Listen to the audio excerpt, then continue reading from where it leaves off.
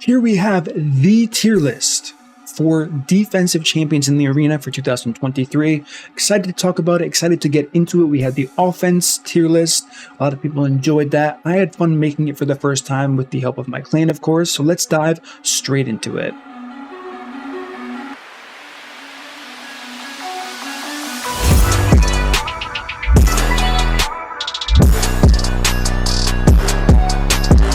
What up, team? It's your MurderInc here, back with the Raid Shadow Legends video talking about the defensive meta. The overall defensive meta, how you can do better on defense, get more wins, build proper teams. So once again, huge shout out to my clan, the top arena clan in the game for a very, very long time here that helped me make this list to give you guys the most accurate information as possible. And shout out to Rats, again, a fellow content creator in my clan, because I'm going to be using some clips, one clip in particular, to showcase at least one set of champions for this tier list. Now, with that being said, let's start. So the first thing, this is going to be a disclaimer. While I am taking this information from a very reputable source, being my clan, and it's done not through so much opinion, but spreadsheets, math calculations. I kind of saw this in the last video. If you're using a champion and it's not on this list, it doesn't mean it's bad. Okay, there are no bad champions in Raid. Some are very hard to use, some are borderline not usable, but this is going to be a tier list for players in Platinum and Gold to maximize their defensive teams here. And we're only going over the best of the best, because if I had to make a tier list with every single champion, it would end up looking like this tier list, except the bottom tier that I labeled everyone else would just be full of all these other champions. Granted, there could be other tiers below, but it would just be like a 10-hour video, and I'm not doing that because I prefer quality for sure. And if I have to extend things too long, the quality drops down significantly. So with that being said, let's go over the tiers. Broken, top tier, strong, powerful alternatives than everyone else. If you're in everyone else, once again, it doesn't mean it's bad. It just means it's not as strong as anyone above it, but it's still viable. So starting off with the broken tier, there are only two champions in this, unlike the other two, which is going to be the new Ukrainian duo, Marichka and Taras. Now, I just did a video on these two champions. People are considering them way too strong. They need to be nerfed now. Do I agree with that? No. Are they the best defensive option duo in the game? 100%. Am I considering these champions alone in this? No. Unfortunately, there's no way for me to tie them together on this tier list, which is why, once again, don't take a screenshot of this tier list and start just spreading it saying, hey, look, this is Murder's tier list made from his clan, what they thought, so it's just probably pretty accurate.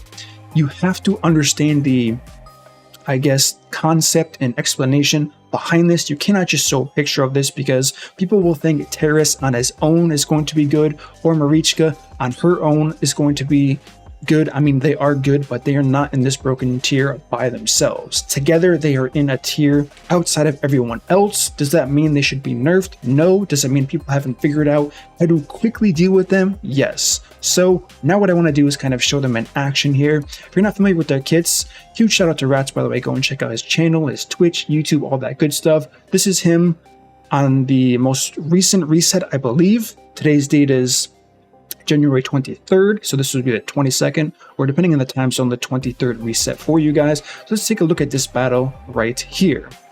So he's fighting Marichka, Duchess, Siphi, and Taras here. He has double Georgid, Yumeko, and Arbiter, and he is trying to tactfully figure out what his best chance of beating these guys. And I mean, Georgid, we all know, is a glass cannon. There was that one-shot kill right there, and we can see Rats making his awesome faces as usual, trying to decipher what to do next. And then the AoE happens, and let's look at Rat's face right here. This is kind of the reaction of most players when they're facing this duo. Like I said, he's rather calm about this. He's approaching this from a logical standpoint. He's not saying these champions are ridiculous, nerf it now, it's ruining the game. There are a lot of players who are doing that. I haven't seen it as much in my clan.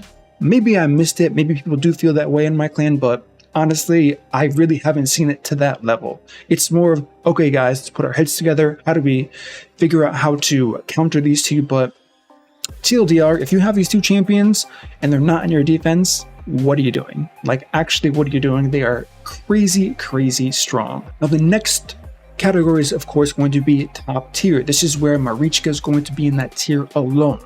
This means no duo bonus. She's not with Terrace, simply by herself. So her value drops very slightly when you take away Terrace because her kit is crazy strong. She revives everybody with HP and turn meter when she is killed, and she is probably going to be the guaranteed target when you're fighting her. On top of that, if you try to place bomb, HP burn, whatever you want, she puts block damage on herself, further protecting her, making it not really an option to bomb this champion if she is in fact in stone skin gear. So she is the perfect anti-meta to what was the meta offense, which is why she is in this top tier here. The next champion we have is Old Faithful, which is going to be Duchess.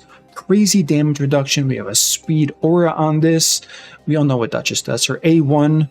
I mean, I've been seeing Duchess lately that have been critting and doing a lot of damage to champions like Georgid, mostly because Georgids are glass cannons, but when you stack survivability in a champion like Duchess, she can actually pump if she gets lucky and get some crits out. You would never stack crit. I'm not saying that to kind of bait anybody to put crit rate on Duchess. I've done a video where I did like a funny story about her and I put her in full savage gear and she slapped for sure, but that's not what we're doing here today. She's got a revive, she has AoE damage reduction, really strong passive, and her A2 ability, perfect veil on everyone except for her, making her the target and a really good option for stone skin gear. Now that we talked about Duchess, who's been around for quite some time, now we have our first offensive pick in the top tier, which is going to be Mortu Macab. Mortu is strong, we all know about Mortu. You hit this guy in stone skin gear, not in stone skin gear, is a chance of proccing Peril. What does Peril do? One-shots pretty much everybody if you have good to, I wouldn't say good to decent, I would say good to above average gear. If you have that gear, you're putting a one-shot pressure that's very high on whatever team is trying to hit your defense with Mortu in it, and you're block reviving them. So it's a game over for them, unless it's someone like Leorious or someone in Swift Parry, which is not that common nowadays. So surprising, that's the only set of 3 in the top tier. The next section is going to be the strong tier. For this year, we're going to start off with Harima. If you don't know about Harima, you know how good she is. A lot of people were saying, why isn't she higher? Why isn't she in the offensive tier list? Because she's not an offensive champion. You need a lot of synergy to use with someone like Harima, and once you have to start adding nukers to it on an offense team, as well as other countermeasures that every typical offense team needs, taking up a slot with Harima is not that good, especially because you can apply block passive on her from any champion that can use that ability, most notably Ramantu. So that is kind of the main factor, not really pushing her outside of the path when I did make that offensive tree.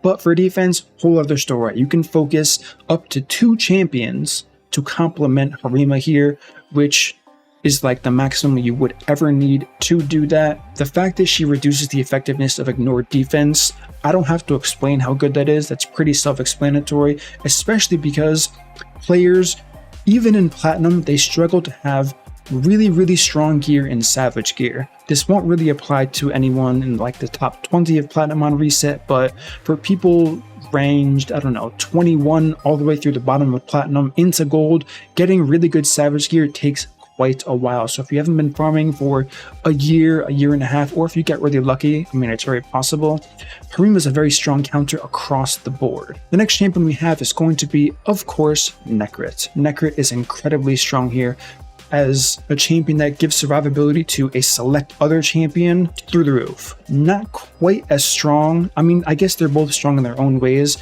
when compared to Harima. And just one other comment before I forget, there is no left to right rating here. These are all simply broken, top tier strong across the board. I'm not going to take the time to do that because the situations are very niche the further down the list we go. We have ally attack from someone like a Nekret. We have strong irremovable buffs that he places on one target. If he starts getting multiple turns, he can then place this on even more targets.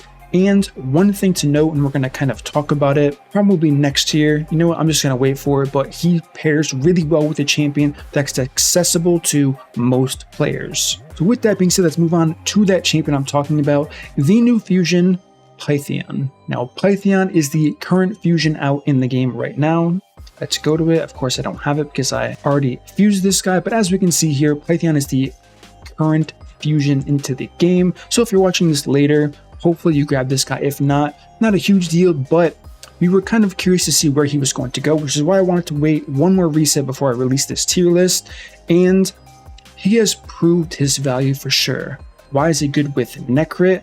Well, what does Nekret do? Let's go and head on over to Nekret in the Undead Horde section here. Now his passive, placing a block debuff, strengthen, and ally protection. So what does that do for, which is usually he's protecting the weakest link of your team. So now you're adding 3 buffs to them before the game, we'll call it, even starts. Really the arena match, I just said game for whatever, but so now we're getting 15% damage reduction on top of what Nekret's doing on that protected target, which is kind of crazy. So champions that ignore all of these buffs now have to deal with an additional 15% DR, which sometimes makes the difference between them getting one shot or not, because this is not bound to simply AoE attacks or simply single target attacks. It's 15% damage reduction across all abilities. So that, along with his revive, along with his cleansing of debuffs and heal, as well as block debuffs, and of course his A1 heal. I did make a video on it if you're curious as to how to gear this champion, but he's very strong. He's actually moved up way higher than I would have personally imagined for a tier list like this. The next champion we want to talk about is going to be Warlord. Warlord in the strong tier for sure here. We have a heal, a shield, block debuffs, and a reset cooldowns, making him a massive threat to any defense team pretty much. And if there's anywhere that Warlord is, we also have Yumeko on top of things. This is the first time they're in the same tier. For the offense, Yumeko would have been higher, but that's not going to stand true for this specific list proposed to me by my clan. They're in the same boat here. Even though Yumeko does have the edge as far as what she does, she not only increases the cooldown of your enemy, but she also reduces all of the cooldown on your team. Now the next person to talk about in this tier is going to be our first damage dealer of the tier, which is going to be Rotos. Rotos is an absolute menace. If you have him, you understand this. He's tanky, he's hard to kill. He can be countered by Ronda, which players are having. I'm not sure why I was just sitting in that screen, but when looking at a Rotos, you can stack HP. He's gaining more HP with his A2 ability, making him incredibly tanky. Mine's pretty good. I have a +4. I only have 2 stars of blessing on him, but we're slowly trying to save up and get there. 252 speed, which is nice. We do have reaction gear on him as well. The gear's fully ascended. It's the only, I think, completely fully ascended champion I have. I don't know why I did the helmet. It's just whatever. I was seeing if I could kind of bait out some extra attack here. Did I get it? No, I got HP, which he still scales with HP, so technically it's damage. We did get attack on the shield, which is nice, and we got HP on the weapon. It's much easier gambling for someone like Rotos because he does scale, if you can look at his skills right here, from attack as well as HP on all of his abilities, which is very strong. And like I said, while he is counterable by this passive here, pretty much saying you can't get one shot, there are many defensive options that you will see from this team here that can easily protect Rotos from getting single target one shot and not just removed from the face of the earth pretty much. Now the next champion and final champion being added to this list is going to be Ukko. For many people, I don't have to stress how good Mighty Ukko is. When he came out as a fusion, it was pretty clear how good this guy was going to be. One major draw to this guy, not the only one, but a major one, is going to be his passive, with a 50% chance of stealing one random buff from a random enemy each time a buff is placed on the enemy team, which is going to be pretty often in almost every single team. Will only attempt to steal one buff for each type of buff placed simultaneously. For example, only one random buff may be stolen if 3 veil buffs are placed at the same time. Any stolen buffs become protected. This passive is really good. I don't have to explain that to anybody. Now we have an AoE revive that also places a block damage buff on them for 1 turn, placing a 30% increased speed on all allies.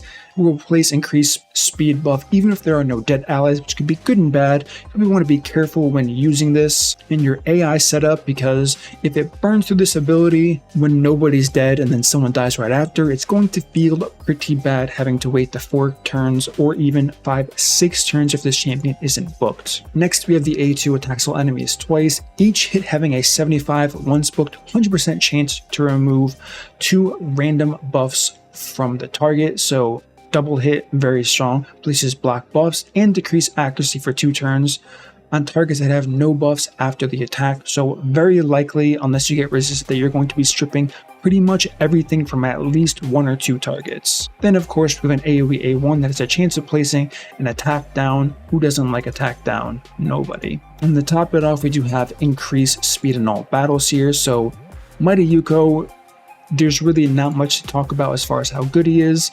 His kit pretty much speaks for himself, and he fits in very well with this defensive meta that we're currently seeing here today. Now, the last champion in this strong tier is going to be another damage dealer, who it's going to be Leorious. Leorious, hard-hitting champion. We saw so much of him in this past reset. Why is he so good? For people who are curious and don't know too much about his kit, which I can't imagine is too many people, but we're going to look at him just in case. So first of all, his passive, he has built-in Swift Parry gear, which you have to love, but he also works the same way as Fury gear. So it's like this guy's baseline wearing a version of Fury gear as well as Swift Parry, unkillable after receiving a fatal hit, and his damage increases the lower his health is, and he's a glass cannon like most nukers, but he's protected by this unkillable, so there's so much going for him from his passive off the bat. Next, we have an AoE that has a chance of placing a True Fear and a Weaken, but realistically, you're not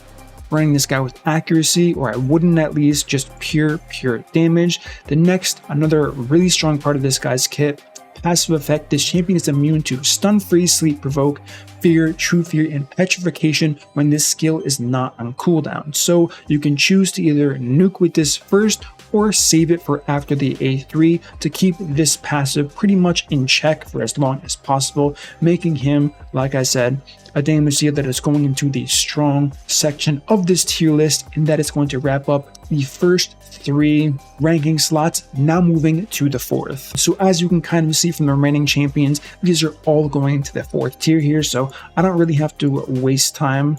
Before I shift them here, I can just move them there and I will start talking about them. Terrace, as we can see, we don't really have to talk about him because we kind of covered him at the top here. He just goes all the way down to the 4th tier. Like I said, very strong champion, but he does lose quite a bit without the partner bonus for sure. And now that we've slotted the remaining champions here, this is the first time it's going to double. This is not the best weighted tier list. What do I mean by that? There could in fact be one more under this, but to do that I have to add even more champions. And like I said, I did not want to do that because these are the standout champions for defense. While there are good options outside of this, they all fall just below what the niche experiences of these other champions offer. So we have Candraphon. Candraphon's not a new champion, he was reworked. He's very strong. He's hard to kill with so many blue affinity champions in the nuker pool. So if you have this guy, he's easy to protect. He scales really well with pretty much all damage gear. He is very commonly used with Swift Parry gear quite a while ago. Now, not so much. You can use Stone Skin. I don't know if that's the best idea, but you can definitely get away with it. And he hits super hard if you're not careful, because it's not just his AoE that's a threat. His A1 ability that kind of supersedes any AoE damage reduction can one-shot many champions, making him a very powerful alternative. The next champion we have, of course, is going to be Cardiel. Listen, we have a heal, revive on death, block debuffs, speed aura. Running this guy with resistance can be a good idea. Stone Skin even better. He's got a lot going for him. He has an ally attack as well. So if you don't deal with him or somehow try to suppress these skills he's using, someone's probably going to die. Now the next champion I want to talk about, and I did misplace this before, Venus and Cupidus on their own are not on this list. They are only here together. Why is that? Because of their partner bonus. Every time an AoE happens or a Cupidus is hit, he's going to use his A1, similar to the offensive tier list. this guy pumps. If you start being reckless when facing a combo like this, your team's slowly going to get whittled all the way down until everybody's dead. You don't want that. That's why both of these champions are on here. Venus, of course, strips buffs, can apply defense on weaken as well, and HP burn, so you can expect a ton of damage coming out of this duo here. Next we have Hegemon. Hegemon, still really good because if you open with the A1 ability, offensive teams can kind of panic very quickly. Now most people would assume, okay, it's the A2 ability and I can just go to it to make it completely clear as to what I'm talking about, because you would expect, most people at least, when you see Hegemon, that he's going to open with this ability. Block active skills, crazy bad. However, it's the A1 that's really powerful here because you would add the Mastery Evil Eye, which reduces the turn meter. Now, if you're competing in speed, trying to make it so your Warlord, your Yumeko on your defense team locks out the enemy team first, then this makes the threat level of Hegemon very high. Because while you can use something like Immunity Gear, or use a champion with a passive that doesn't allow them to fall under block active skills, or any debuffs in general, then you wouldn't be as worried about the A2. But decreasing the turn meter, that's a whole different ballgame. Why it is also equally as risky for defensive teams is attacks 2 times at random. So if he doesn't target the right champion at the start, being their fastest champion, he's kind of a wasted spot, which you never want, which is why he's not higher on the tier list. But like I said, he can force Immunity Gear, he can force you to change up how you would approach this team offensively, which is a huge deal. Now, before I start talking about Hephraak, I do want to go over one thing that I've noticed that I do have to address. I'm not sure why it's a thing, but it is a thing. People are using bomb defense teams and they're swearing by them. They're saying they're very strong. I'm going to speak right now for my clan and many other top players if I'm playing for a long time. Stop it. Stop using a bomb team in your defense team.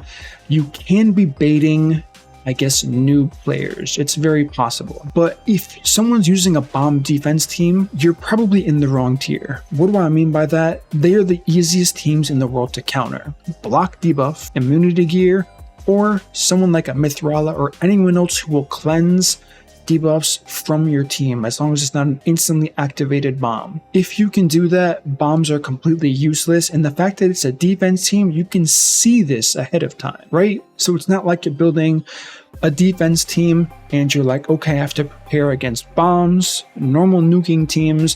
There's not that mystery of what's going to happen because the defense team's right in front of you. So if you see a bomb team, you know 100% how to counter it. And they can be countered, like I said, extremely easily. So if you're running a bomb defense team and you're beating a lot of people, you're in a tier way lower than you should be, because that is, I don't know who came up with the idea of pitching a bomb defense team to anybody, but it's viable on offense, it is not on defense. If you're getting wins on defense, it means the players who are facing you know nothing about arena in this game, and your arena ranking should be much higher than the players who are playing against you for sure. So I had to cover that because I've seen that way too much recently. The next champion we have is Hephraak. A lot of people said in the last tier list, why isn't he on the offense list? Because his kit's much more suited for defense. You almost never see this guy in offense teams the higher up you get, and you see him much more commonly in defense teams. He's not among the strongest champions in the game on offense, but he still makes this list,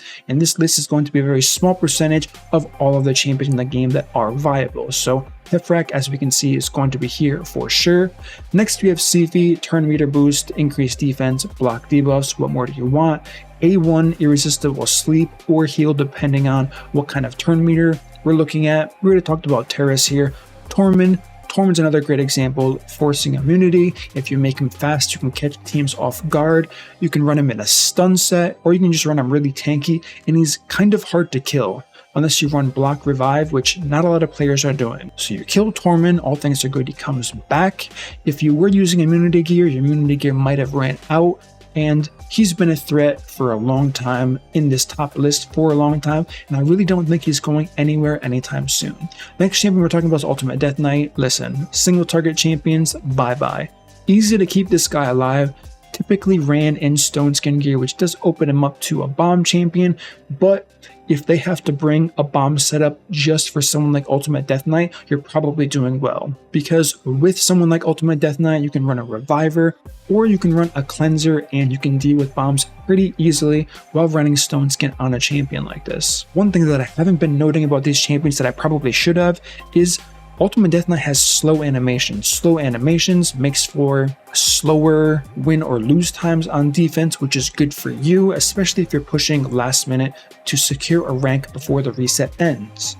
The longer the fight takes, the less that person can try to refresh and keep finding you if they are beating you, which is going to be a net positive for you overall. Next champion we have is going to be Usuga. Really tanky, as we kind of saw. I used her in the previous video, and I can kind of show you my build on Usuga. I like her a lot. Her passive is really strong. She's slightly fallen out of the main meta group, but she's still on this list because she's very strong. I currently have her in a bolster gear set. She has 147,000 health in bolster, so she's taking a lot of damage. Reaction gear is incredibly strong in this champion, and as more clans participate in clan versus clan, more players are going to be getting reaction gear for sure here. But her passive decreases the damage all allies receive from critical hits by 30%. This champion will receive that damage instead. Really strong, because if you're facing any team that's, I don't know, done any research on this game, they're crit capped, 100% crit rate on their damage dealing champions, of course besides bombs. But on top of that, we have an ally protection with the strengthen buff, and then we have this A2 that hits surprisingly hard since you're stacking HP, so she does have potential to actually kill quite a few champions. The A1 also hits hard with block active skills. I wouldn't focus too much on accuracy. You kind of take what you can get. Looking at my total stats, my gear only has plus 24 accuracy.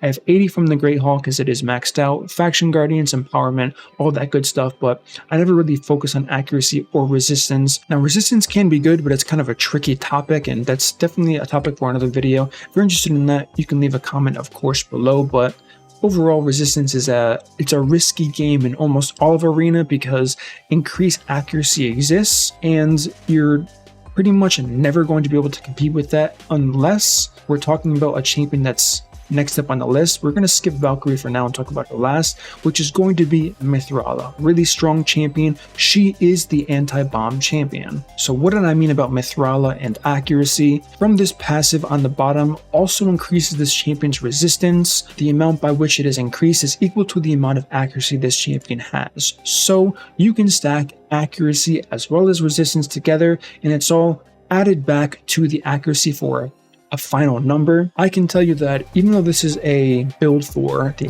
Hydra and not for the Arena, even though this isn't a build focused on resistance, I know there are players in my clan specifically and from the builds I've done where you can get well over 1,000 accuracy. So that is another reason as to why it's really hard where you can get well over 1,000 resistance. Now that is one kind of exception to the rule, because once you start getting over 1,000 resistance, it may be hard for some champions, even with increased accuracy, to put a dent and have a high chance at least to debuff someone like Mithrala. Why is that an issue? Because if you're trying to prevent Mithrala from getting a turn because you're bombing the team, it might not go off. And if it doesn't go off and she removes the bombs, puts strengthen and shield on the champions instead, your bomb team's probably going to lose in the next 1 or 2 turns. So the fact that Mithrala is here, I know she's kind of difficult to get, being gated behind the Hydra, but if you get this champion, you'll never struggle to a bomb team again. There are other options, of course, that can deal with bombing teams, but this champion stands way above and beyond any other team for sure. The next one's going to be Valkyrie, another champion that has kind of been in and out of any type of tier list meta. Why is she so strong? Usually for offense, she's terrible because you don't want to be reducing the turn meter of a defense team. Why is that?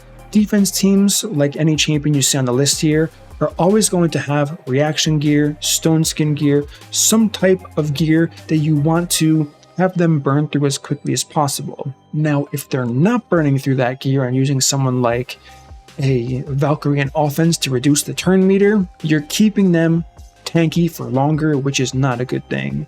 However, on defense, all of these things change. On defense, someone's probably going to go first. That's just the way the meta has aligned itself. Now, how many champions go first is the key here.